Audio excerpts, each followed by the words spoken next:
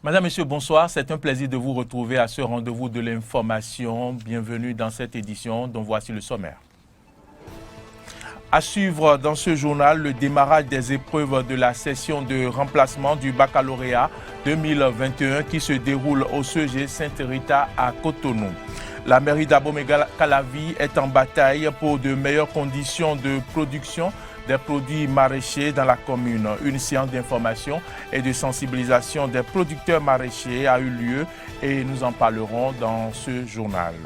En Colombie, les manifestations ont repris. Les manifestants réclament des réformes pour plus de justice sociale et dénoncent en même temps la répression policière. Voilà pour le sommaire, le développement dans quelques secondes.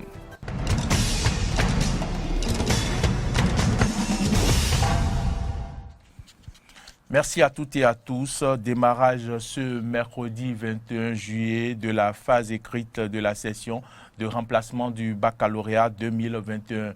Les épreuves ont été lancées par le directeur de l'office du baccalauréat au CEG Sainte-Rita de Cotonou, l'unique centre de composition au Bénin. Compte rendu Clémence Tonoucoin, Damien Pedro.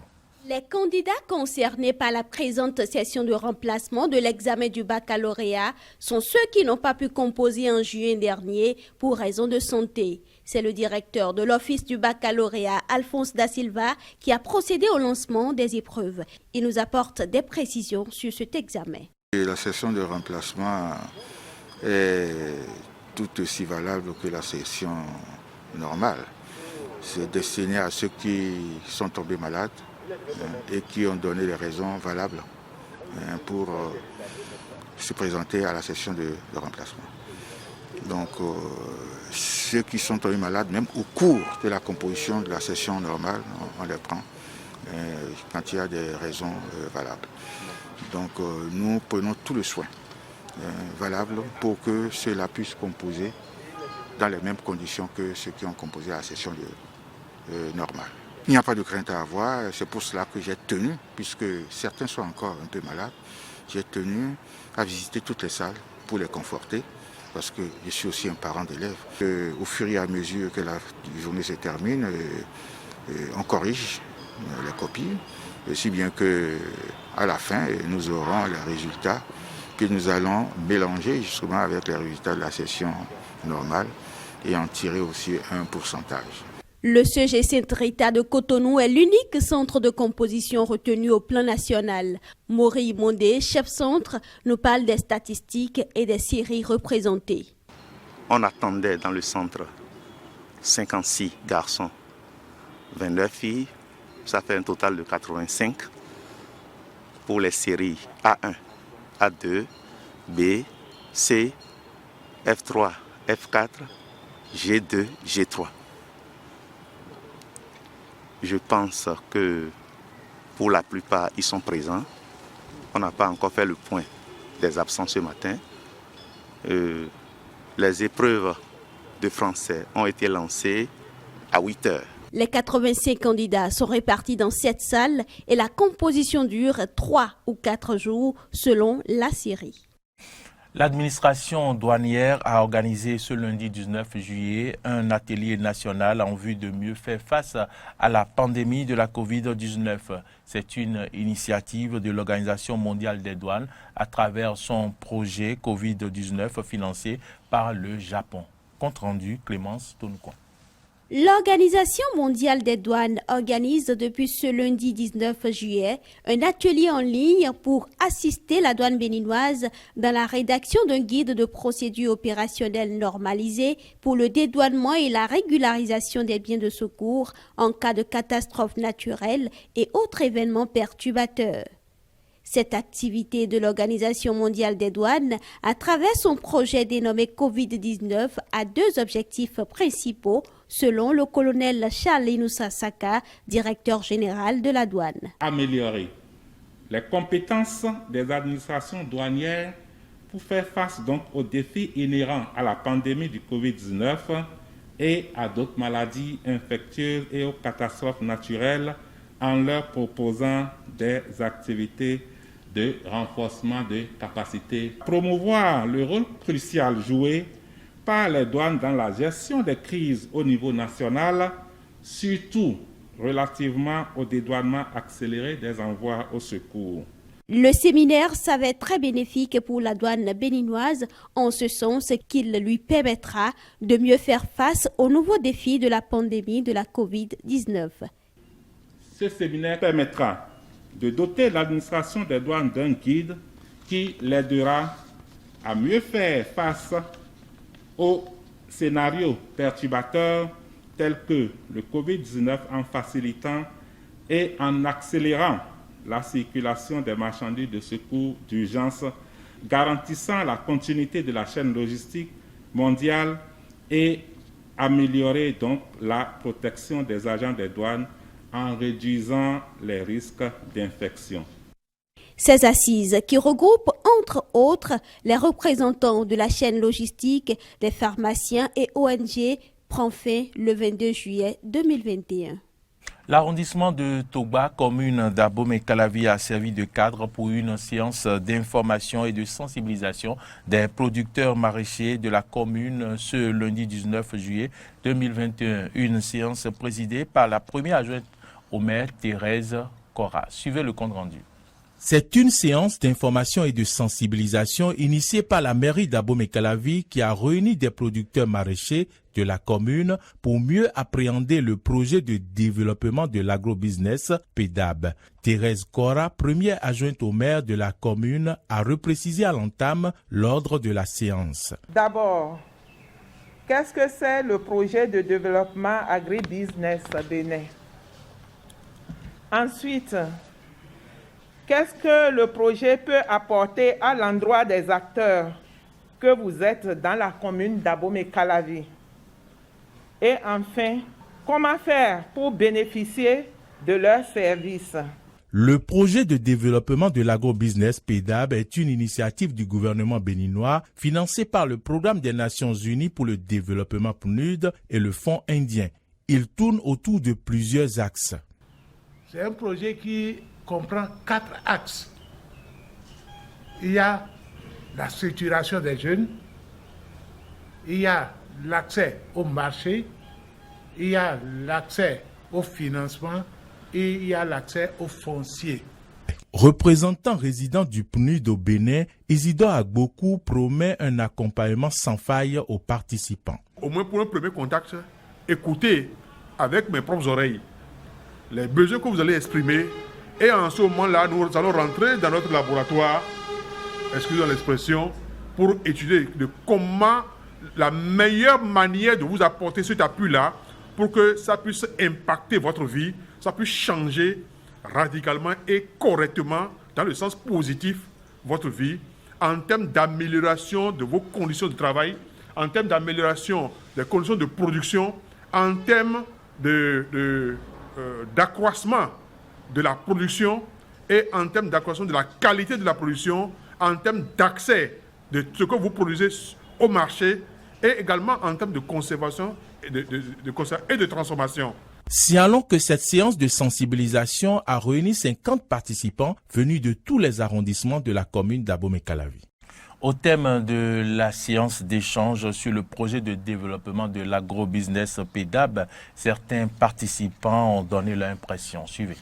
Avec tout ce qu'il nous a expliqué, tout ce que le projet tient à nous faire, ça nous motive vraiment à nous donner à fond pour pouvoir travailler désormais avec lui. Moi, je suis dans la transformation et j'aimerais vraiment que le projet nous assiste aux aménagements.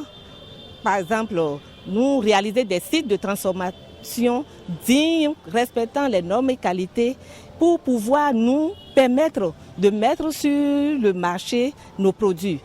Également la certification pour que nos produits puissent traverser nos frontières. Je suis déjà bénéficié de ce projet. Je dis à mes amis que c'est un bon projet. Les attentes, qu'est-ce qu'on peut faire à nous les jeunes entrepreneurs aujourd'hui et qui va dépasser encore cela?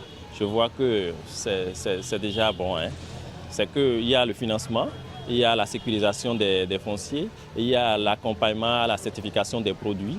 Donc je vois que c'est déjà essentiel pour nous. Autre information dans ce journal, le Conseil électoral institué par la loi 2019-43 du 15 novembre 2019 est installé et avec à sa tête Saka Lafia qui remplace Emmanuel Tiando, un conseil électoral qui a d'importants défis. Quelles sont alors les attentes face à cette nouvelle équipe en charge de l'organisation des élections dans notre pays? Suivons cette analyse de Laurent Roland, Tonikes.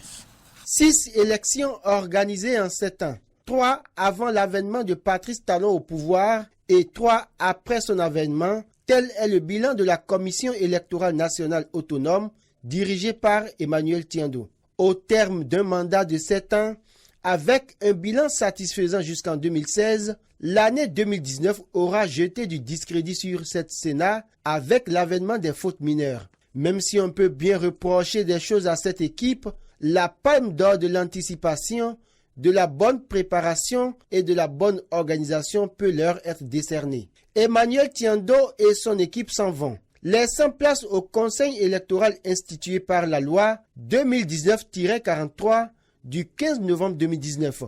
Aux élections, je dois dire que quand on voit cet organe qui vient de naître, il y a quelques particularités. Vous voyez un organe de décision, le conseil électoral, et un organe exécutif qui va gérer de façon pratique suivant les orientations du conseil. C'est déjà une innovation dans le dispositif légal au Bénin. Saka Lafia et son équipe sont donc attendus sur plusieurs chantiers concernant la modernisation du processus électoral. Vous voyez, dans certains pays, lorsqu'on gagne les élections, quelques heures plus tard, on est à même de donner les résultats. Le Bénin peut également innover dans ce sens-là en informatisant son système électoral. C'est une attente très forte. Si le premier test de l'équipe Tiando à l'ère du nouveau départ était les élections législatives à polémique de 2019, le premier défi de l'équipe Saka Lafia sera les élections législatives de 2023. Et ici, le président du conseil électoral Saka Lafia ne semble pas prendre d'engagement ferme pour rassurer. Une nouvelle échéance pointe déjà à l'horizon. Il s'agit des élections législatives de 2023. J'espère bien qu'elles seront apaisées. Sinon, on aura recours aux mains de nos ancêtres. Et pourtant, les attentes des citoyens pour des élections apaisées sont claires. Une implication de tous les acteurs concernés par la question électorale, afin que cette structure, qui est une structure publique, puisse jouer son rôle du public et servir de façon impartiale tout le peuple béninois. L'autre défi important par rapport au renforcement de notre système démocratique, c'est de faire en sorte que les élections continuent d'être transparentes, crédibles. Il faudrait que nous donnons plus de crédit à ce conseil car cela va inaugurer, disons, de nouveaux jours au plan des élections dans notre pays. Saka Lafia, le vétérinaire qui n'a pas fait gestion du personnel, pourra-t-il combler les attentes? J'ai une gestion hasardeuse du personnel. Bon, c'est possible, je ne me connais pas. Je n'ai pas fait gestion du personnel. Je suis un vétérinaire. Nous dira-t-il qu'il n'est pas spécialiste des questions électorales à la fin? Son équipe a de gros défis à relever, notamment les élections générales de 2026, et aucun argument ne saura les dédouaner. Ils ont l'obligation d'organiser des élections transparentes, inclusives et qui garantissent la paix. Patrice Talon ne fera pas un troisième mandat. Il a martelé au cours du deuxième sommet citoyen ouest-africain sur la bonne gouvernance, l'alternance et la démocratie. 2 acteurs politiques donnent leur appréciation sur cette déclaration du chef de l'État. Suivez plutôt. Je dirais tout simplement que Patrice Talon a honoré le Bénin par cette décision. C'est un président de la République qui est soucieux du développement de son pays et qui veut laisser en réalité une très bonne image pour le Bénin, dire devant la communauté internationale et des jeunes, bien sûr, qui sont venus pour faire la promotion du respect des mandats constitutionnels, qu'il fera 2 mandats conformément à la Constitution de la République du Bénin vraiment une très bonne décision. Moi, je dirais que le chef de l'État a encore démontré aux Béninois qu'il est un démocrate et un bon démocrate. En principe, ce sujet ne devait même pas faire objet de polémique, puisque la Constitution elle-même a prévu que c'est un mandat de 5 ans, renouvelable une fois. Et qu'en aucun cas, nul ne peut faire plus de 2 mandats de sa vie.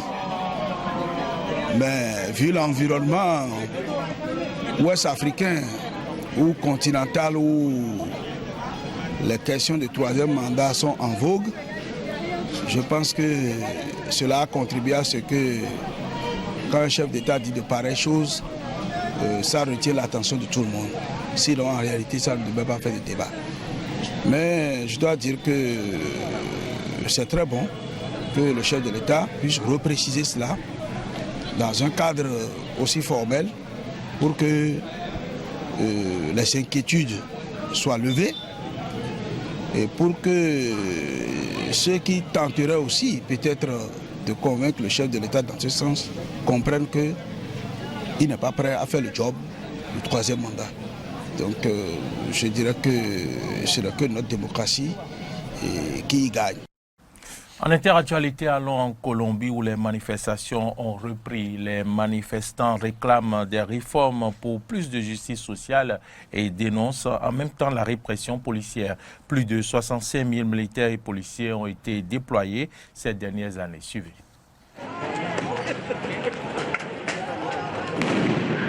Le drapeau colombien qui flotte fièrement face à des forces de l'ordre qui reculent. La colère du peuple colombien perceptible dans les rues de Bogota. Les gaz lacrymogènes répondent aux jets de pierre et les canons à eau sont de sortie.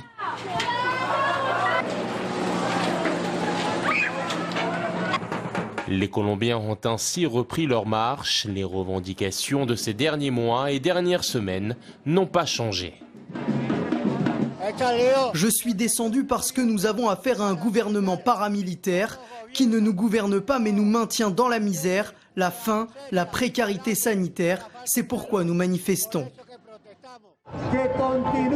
La mobilisation se poursuit pour exiger du gouvernement national qu'il résolve les demandes d'urgence.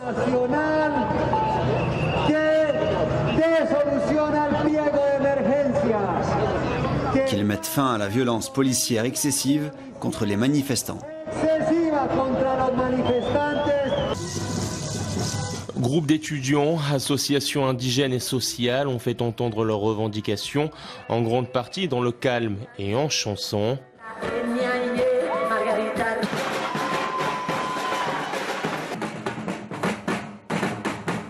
Ne tuez pas notre pays, pouvait-on lire dans le cortège. Le gouvernement du président Duque, en ligne de mire, sa gestion de la pandémie est vivement critiquée et les conséquences économiques se font sentir. Quelques 42% des 50 millions de Colombiens vivent désormais dans la pauvreté. Un gouvernement qui a décidé mardi de fermer les accès au siège de la présidence et du Parlement et de pointer du doigt la présence de forces guérillas dans les manifestations. Nous réitérons notre rejet de toute expression de violence qui met en danger les citoyens, qui met en danger les biens et l'intégrité physique des Colombiens. Pendant ce temps, devant les députés, le président colombien a inauguré une nouvelle session parlementaire afin d'écrire une énième réforme fiscale. La loi d'investissement social que nous allons déposer est le fruit d'un consensus. Il s'agit du plus grand bond en avant du développement humain au cours des dernières décennies, car il jette les bases pour servir les plus vulnérables et offrir des possibilités d'emploi et d'éducation aux jeunes. Un plan fiscal qui est passé de plus de 6 milliards de dollars à près de 4 milliards en moins de 3 mois. Le chef d'État colombien sous pression plus que jamais. Les protestataires poussent également pour une augmentation d'aide sociale aux populations les plus démunies, sans oublier la dissolution de la police anti-émeute, responsable depuis fin avril d'une 60aine de morts et de milliers de blessés, selon l'un des principaux organismes publics du pays. Mesdames, Messieurs, c'est ici que se referme ce journal. Merci à toutes et à tous de l'avoir suivi. Bonne suite de nos programmes et à demain.